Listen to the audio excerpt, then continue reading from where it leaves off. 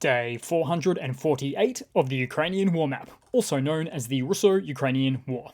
Juzzy here, and today is another update as I take a simplified and down-to-earth approach to some of the most important happenings on the ground in Ukraine. So starting off, we'll take a quick look at those Russian losses where Russia has in fact hit the 200k mark.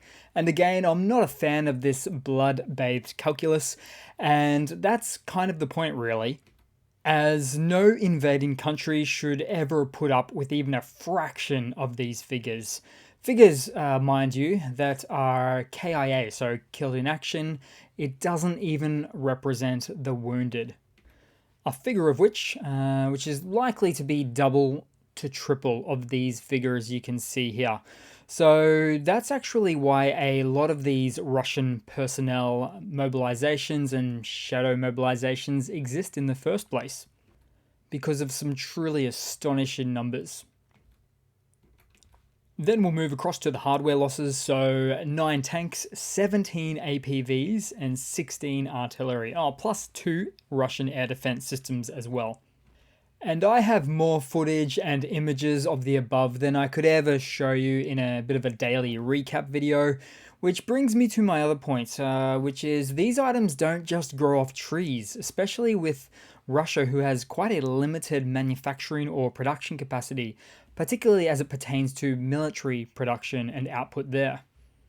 Then we'll head back across to the map, where just outside of 24 hours ago, the Ukrainian air defenses shot down 6 out of 6 of the Russian Kinzhal missiles. And this is a pretty substantial occurrence, considering the Russian Kinzhal missile is pretty much their famed and latest and greatest hypersonic missile available. I mean, Russia does have the less capable Iskander missile and a couple of new ones in development, but the Kinzhal, as it stands, is the la creme de la creme of the Russian arsenal, particularly, again, as it pertains to hypersonic missiles, which makes for a truly embarrassing setback for Russia. And how did it happen? Well, it's highly suspected that it was taken out by the US Patriot PAC-3 air defense system interceptor missiles.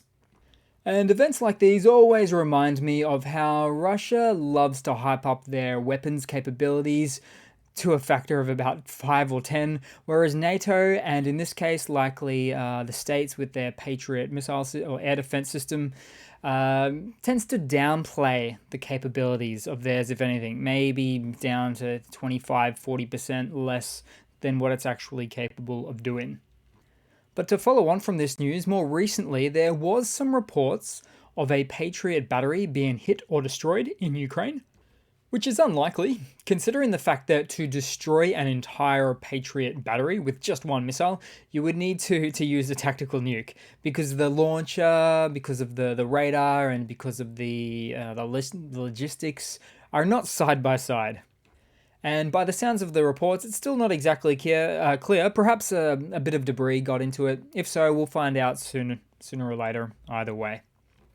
Then we'll move across to the Donbass. So back to Bakhmut, where there has been some territorial liberations by the Ukrainian forces in the past day or two, fairly much so on the northern flank as well.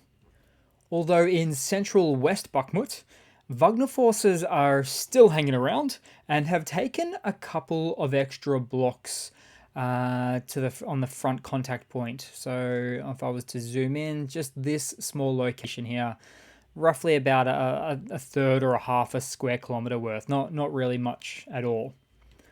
As those very same Wagner forces try to milk out any additional extra gains that they can. But they've been running out of steam for quite some time now, not the least of their issues being low on ammunitions. And the political system really isn't being friendly to Wagner that much anymore. And I'll mention a little bit about that shortly too.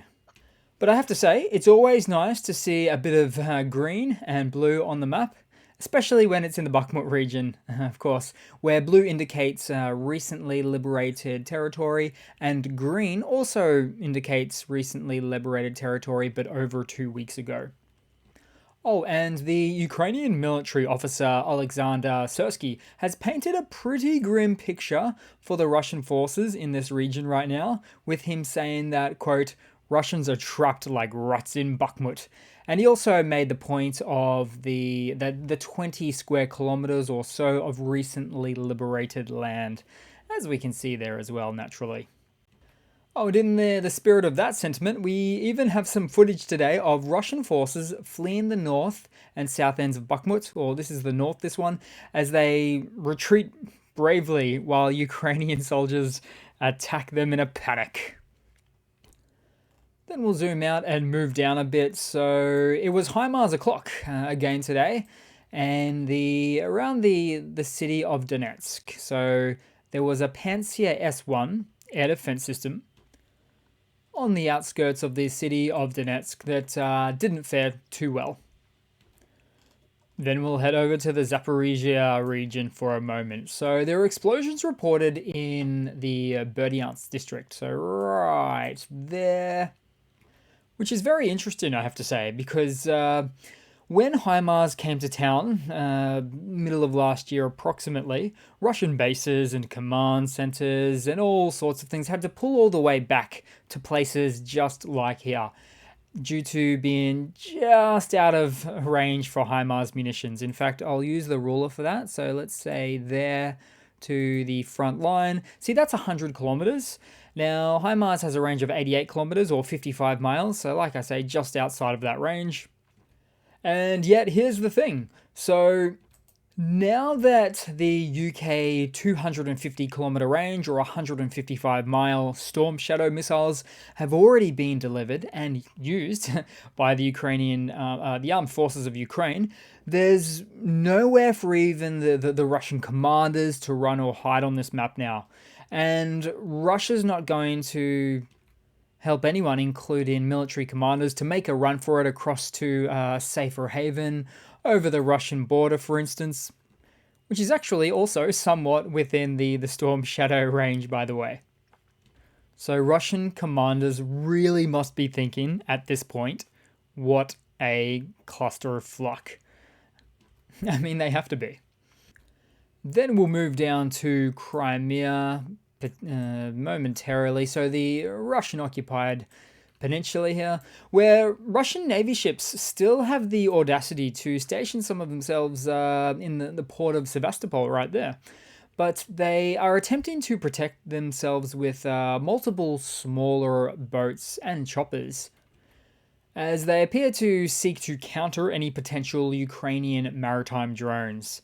And they will arrive, those drones. In fact, they did already, around December last year, where a small number of Ukrainian sea drone operations occurred, making it all the way to Sevastopol, causing a bit of havoc there back then. Then we'll move across to some hardware updates for today.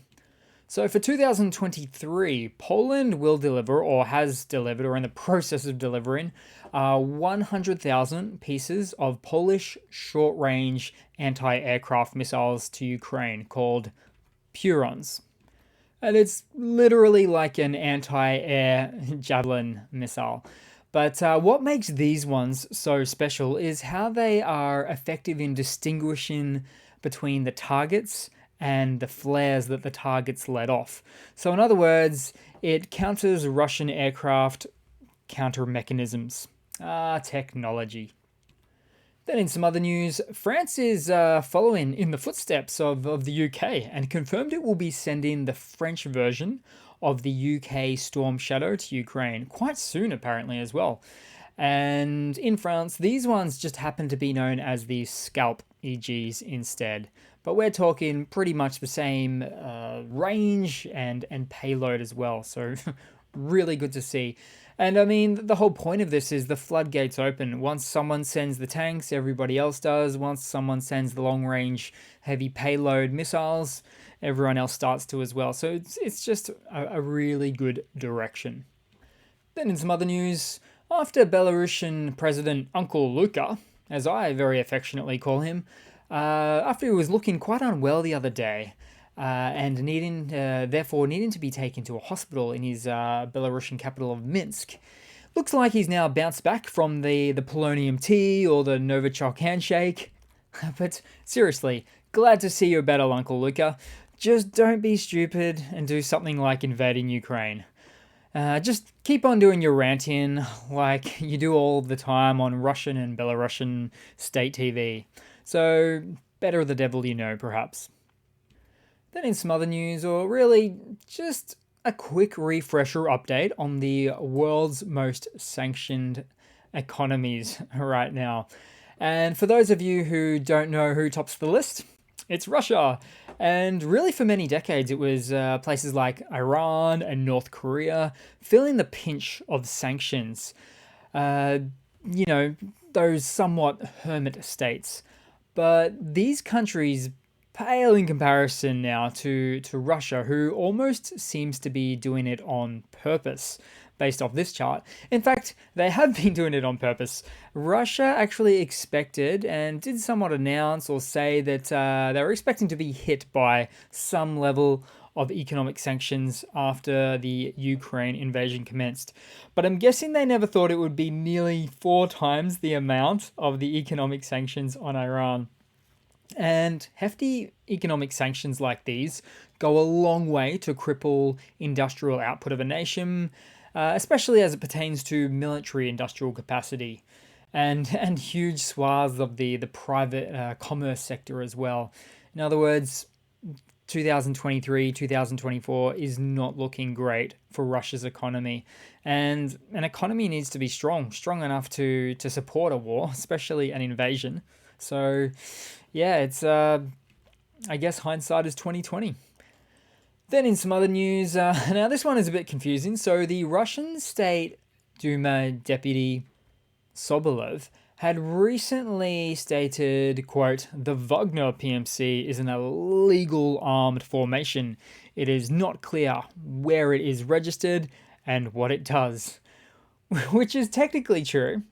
In Russian law, it always has been the case that an illegal paramilitaries, organizations, things like the Wagner groups, they're illegal. They shouldn't exist. And they can't fight on behalf of Russia, even though they still do this. But the thing about Russian law is it won't intervene if it's helping Russia out. And so in response to this, a number of mobilized Wagner forces had some pretty rough words in response to this State Duma declaration. So as you can see, it's a huge political game for power in Russia, and the casualties being PMCs like Wagner, if they don't fall in line as intended.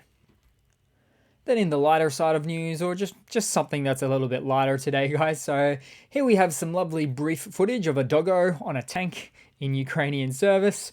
Looks like a husky. I guess that would technically make it a Siberian husky.